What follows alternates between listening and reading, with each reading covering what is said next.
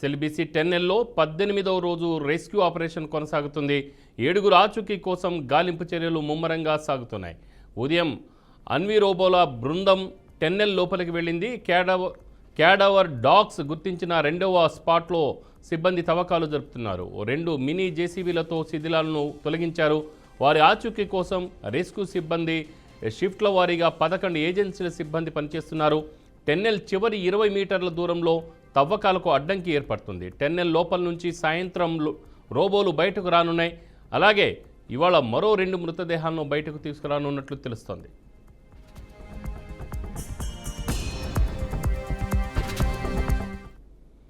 దీనిపై మరింత సమాచారం మా అవుట్పుట్ ఎడిటర్ వెంకట్ అందిస్తారు ఫోన్ లైన్లో. వెంకట్, ఎస్ఎల్బీసీ 10Lలో 18వ రోజు ఆపరేషన్ కొనసాగుతుంది, రెస్క్యూ ఆపరేషన్ కొనసాగుతుంది. అండ్ అఫ్ కోర్స్ అది బతికున్న వాళ్ళని రక్షించేది రెస్క్యూ ఆపరేషన్ అయి ఉండొచ్చు, కానీ బట్ మృతదేహాలు తీసేది కూడా దాన్ని కూడా అలానే పరిగణిస్తారు కాబట్టి 18వ రోజు అయితే రెస్క్యూ ఆపరేషన్ కొనసాగుతుందని చెప్పుకోవాలి.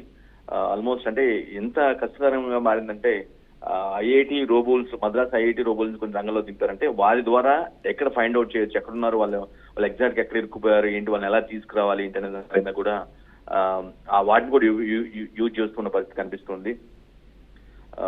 మనకు తెలిసింది ఇప్పటివరకు ఒకరిని తీయడం జరిగింది, మిగతా 7 కోసం ఆచూకీ కోసం కొనసాగుతుంది. ఆల్మోస్ట్ 11 ఏజెన్సీల సిబ్బంది షిఫ్ట్ వారిగా పనిచేస్తున్నారు. అంటే వారి దగ్గర చేరుకోవడం కోసం వారందరి ఎవరైతే ఆ 7 మృతదేహాలు ఏవైతే ఉన్నాయో అవన్నీ కూడా బయటికి తీసేందుకు చాలా కష్టపడుతున్నారు.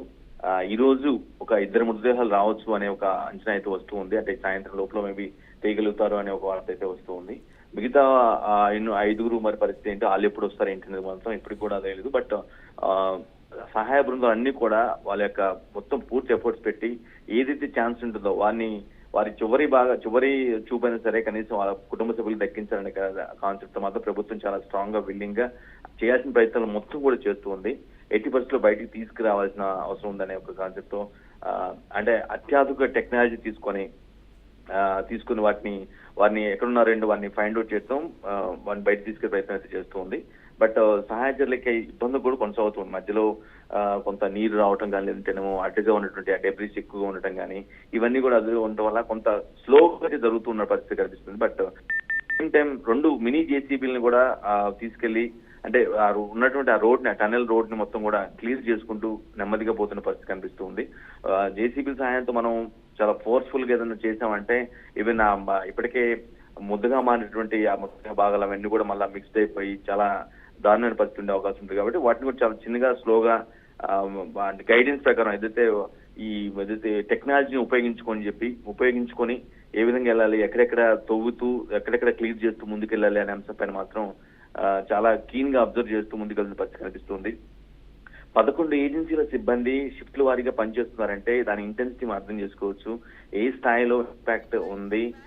ఇన్ని రోజులుగా ఆల్మోస్ట్ 18 రోజులుగా కొనసాగుతున్నప్పుడు కూడా అట్లీస్ట్ ఒక్కరిని మాత్రమే ఇప్పటివరకు బయట తీయగలిగారు. ఇంకా 7 ఆచూకీ ఇంకా తెలియాల్సింది. వారి డెడ్ బాడీస్ బయటకు రావాల్సిన అవసరం ఉంది. కాబట్టి దాన్ని చాలా కీన్ గా అబ్జర్వ్ చేస్తూ చాలా మెటిక్యులస్ గా అంటే ఎలాంటి అంటే ఆ చిక్కుపోయినటువంటి వ్యక్తులు వస్తున్నారు అందరు కార్మికులు వాళ్ళందరూ కూడా వారి శరీర భాగాలకు ఏం కాకుండా అంటే ఎందుకంటే ఇన్ని రోజుల పాటు అక్కడ ఉండి ఎలా ఉన్నట్టుంటే చాలా డికంపోజ్డ్ పొజిషన్కి వచ్చే చాలా దారుణటువంటి పరిస్థితి ఉంటుంది శరీర లెవెల్ పైన. సో ఆబ్వియస్ గా అటువంటి అంటే సాధ్యమంత త్వరగా సాధ్యమంత ఇంపాక్ట్ఫుల్ గా అంటే వాళ్ళని రీచ్ అవ్వడానికి ప్రభావం ఎక్కువ అన్ని ప్రయత్నాలు చేస్తున్నారు వాళ్ళని తీసుకురావడానికి. But at the same time వారి శరీర భాగాలకు ఏం కాకుండా తీసుకురావాలి అనే ఒక కాన్సెప్ట్ లో కూడా కొంత ఆలోచించి నెమ్మదిగా పోతున్న పరిస్థితి కనిపిస్తూ ఉంది.